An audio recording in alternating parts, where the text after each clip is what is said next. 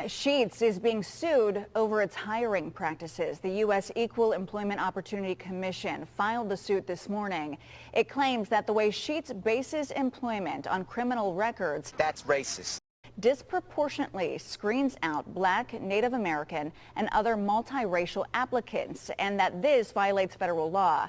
The suit does not accuse Sheetz of being motivated by race when making hiring decisions. And somebody tweeted, this might be the first time that the Biden administration has recognized that minorities commit crimes. Sweden opened its borders to over 1.5 million immigrants since 2010, and now 20% of its citizens are foreign-born, and its education system is tanking, and it has Europe's highest rate of gangland killings. And one result is that the far-right parties are in the government now there for the first time. To which liberals say blaming immigrants for the rising crime rate is racist. Yeah, but is it true? Of course it's true. It's not a coincidence the quality of life went down after the Somali gangs started a drug turf war using hand grenades. Calling it racist doesn't solve the problem. It hands future elections to someone who will solve the problem and who, I promise, you're not going to like. What I find interesting, why is the other choice always some far-right person? Maybe it's just a person that listens to the people that are suffering by the ideology that you're representing. Maybe. Woody Harrelson had that monologue on SNL. So the movie goes like this. The biggest drug cartels in the world get together and buy up all the media and all the politicians and force all the people in the world to stay locked in their homes, and people can only come out if they take the cartel's drugs and keep taking them over and over. I threw the script away. I mean, who is gonna believe that crazy idea? Right after it, the next day, there's all these hit pieces, calling him an anti-vaxxer and a stoner, when he makes that joke and he talks about them buying all the media, and then all the media responds as if they've been bought and paid for. That's pretty wild. That reminds me when I asked my wife where she's going and she said, I'm not cheating.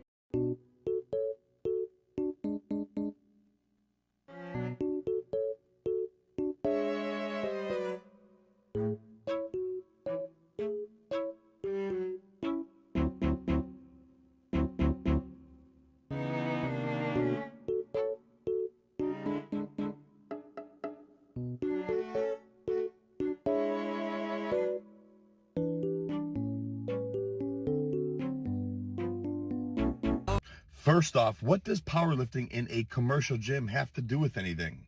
Are you too good for commercial gyms or think you're better than the people that train there? Or let me guess, you think that because you're powerlifting at a commercial gym that everybody's gonna stare at you. I hate to break it to you, but that man is not looking at you because you're powerlifting. He's probably looking at you because you have an entire film production set up with a tripod. Or he's probably just looking around in between sets as normal people do. Or maybe he is impressed by the weight you're lifting. You know, it's okay to look at others in appreciation. But something tells me that someone already told you this because you had to turn the comments off on this video. In all honesty, sometimes I want to remove my eye, turn it around, turn like that, and go to the gym and let them think I'm watching 24/7. And when they come at me, I'll be like, what? What do you want? I'm not looking at you. forward, so that we can start to push them out of the camp. One step forward, another step forward. We ask that you please respect our privacy and our community guidelines, which you have so far disrespected, and leave our camp. One step forward. One step forward. I'm in debt. Columbia University is now called the People's University of Palestine. This is not okay. This is ridiculous on so many levels. We pay their debt. Hope not. Not today. And then they fight with each other as to who gets to occupy the space that they both have a right to, even though they didn't actually pay for it. This is what happens when people keep getting stuff for free. no respect. The New Yorker looked into the fierce culture wars that have been playing out at Amherst Regional Middle School in Massachusetts. And man, has it been a nightmare. So the white and Asian students are going to private or charter schools. They're focusing on academics. Then you look at this public school and they're riddled with culture war nonsense. Okay. I think that a lot of people, including myself, to be honest, are starting to get the sense that, wait, is DEI actually to help minorities across the country? Because I'm in favor of that. Or is it to help elite African Americans and minorities get the jobs they want, right? You are technically correct. The best kind of correct. Like many other progressive school districts, Amherst uses restorative justice practices, which prioritize mediation and reconciliation over punishment, meaning nothing, meaning no action, okay? Don't feed me this BS about like, oh, we did mediation. No, okay, you can take your mediation and shove it up your ass. Stop wasting taxpayer money and playing with these kids' lives by engaging in your cutesy little culture war games. Go do that in your own time. Go do it in your own home. I don't care.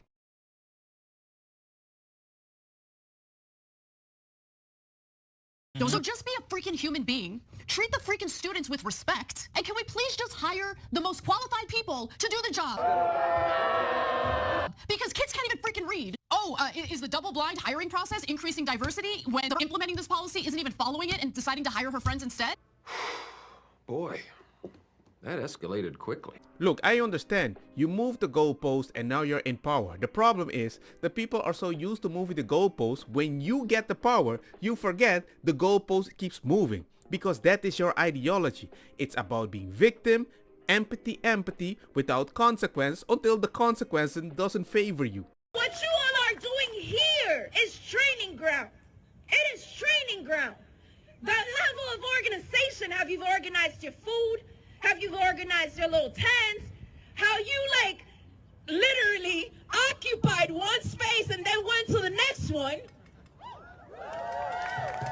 That is training ground for fighting.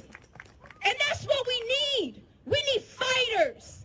There is no better school than this occupied space. I don't know what the hell they're teaching in those classrooms, but they ain't learning what y'all learning here. This is the classroom.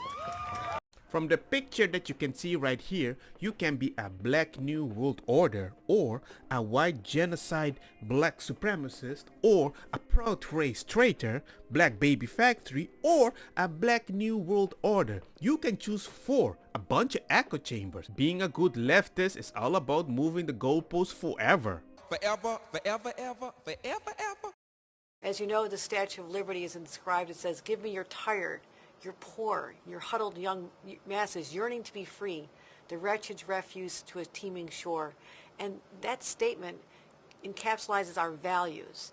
We want people to come here, despite where they came from or despite the circumstances that drove them to this country and to this state. We say you are welcome here. We are welcome with open arms and we'll work to keep you safe. We'll not only house you, but we'll protect you.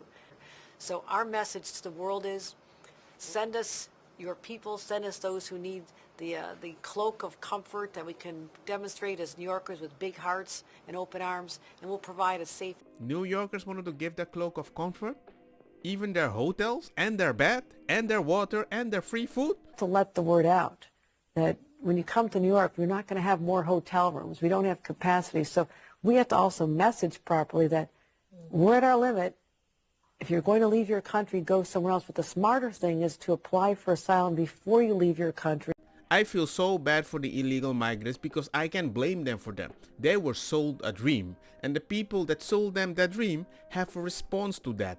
At the shelter, the food, my kids cannot eat the food at the shelter. And they give us 2 months to stay at the shelter, and then you have to go out again with your luggages and the kids and find another place. It's very difficult. In listening to everybody speak and making demands on New York City to do more, how much more are we supposed to do? This system is so overworked and overburdened. We don't have the resources that you need to get what you need. I mean, your testimonies move me tremendously. I don't want to see anybody mistreated in any sort of way. But I have to ask you, what motivated you to come here thinking the streets are paved with gold? They're not. Lady, you literally invited them because you knew the neighbor was going to take all the burden. But once the neighbor decided to share the burden, you want to tell these illegal people the road is not made of gold. You didn't tell the illegals in the neighboring country. Don't get me wrong, makosa kita bong. Put the fire na mi blonde, kush hash, purple skunk, criollo, colombici, jam jam, turloqueta, verdeta, welcome.